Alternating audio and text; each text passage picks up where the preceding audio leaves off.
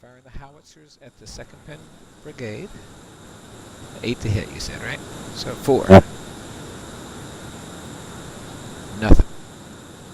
Right, that's a miss. Now, your other artillery, down here, you've got a unit under Clinton, you've got Pattison sitting there, Yep.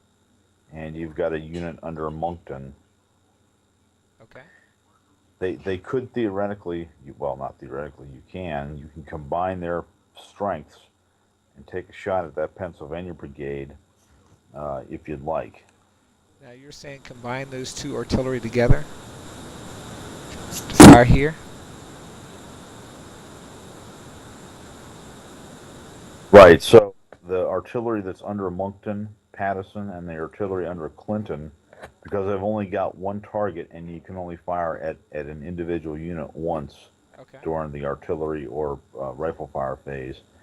So for those 3 to have a chance to shoot at anything, you could combine their fire, right? So you'd have 1, 2, 3 strength factors at a range. You take the longest range, which would be 3 from Moncton, and use that to fire.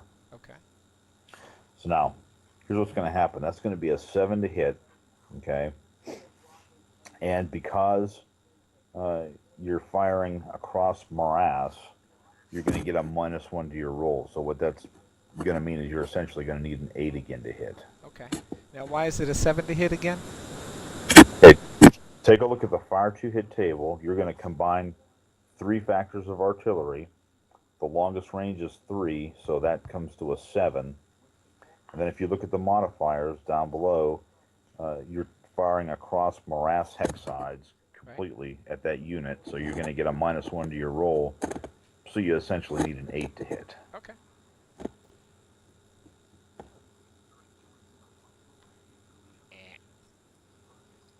Well, that's good for me. So what we're going to do now is... Oh, wait. You do have another unit up here under Erskine. You've got the 1st Light Artillery.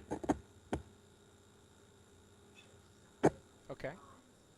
And he's got a shot at either the New Hampshire Brigade or the New Jersey Brigade. We'll take New Jersey. Yeah, I would too. So he's 1 factor at a range of 2 is a 9 to hit. 9 to hit. I'm liking those 4s now.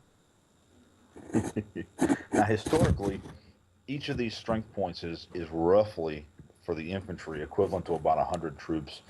For the artillery, I think each strength point is roughly equivalent to 2 to 4 pieces of artillery. Just a nice color commentary note for you. Okay. And it says that somewhere in either the series rules or somewhere else. Okay, so now we're into the combat phase. As you can see, there's only going to be 1 combat, and it's going to be against the 2nd Black Watch. Now, normally, if there were more than 1 combat possibility, I'd have to identify which units are I'd have to split the combats before we start rolling through it, because you can't look at one and then go, okay, because that happened, I will portion these other attacks differently. You've got to set them all forth before you start. Do I have the ability to retreat before you start combat, even with pursuit fire? Nope. Okay. The only units that can attempt to retreat before combat are dragoons, and they can't do that if they're attacked by dragoons. Okay. But let's just say, for instance, I had this set up here. Your hussars could say, as long as they have, they can get back through the Queen's Rangers there. They can do what's called a cavalry withdrawal, and they retreat 3 hexes before the combat starts. And then the next turn they can't move. So it's a bit of a penalty, but you get your dragoons out of the way. But otherwise, no. Okay. So what we're going to do first is figure out the odds. And I've got, let me see, 6, 12, 15 to 3 is going to give me 5 to 1. The odds only go up to 4 to 1. So next we'll do is designate a lead unit. So you've only got one unit. You're going to use your second Black Watch. And the lead unit, Charles, what you do is you use the morale on that unit to make the adjustments, and then any losses are absorbed by that unit first. So let's see. So I am not, see, I have a +2 unit as well in Silly's picked, but I'm not going to use those guys because if I win this combat,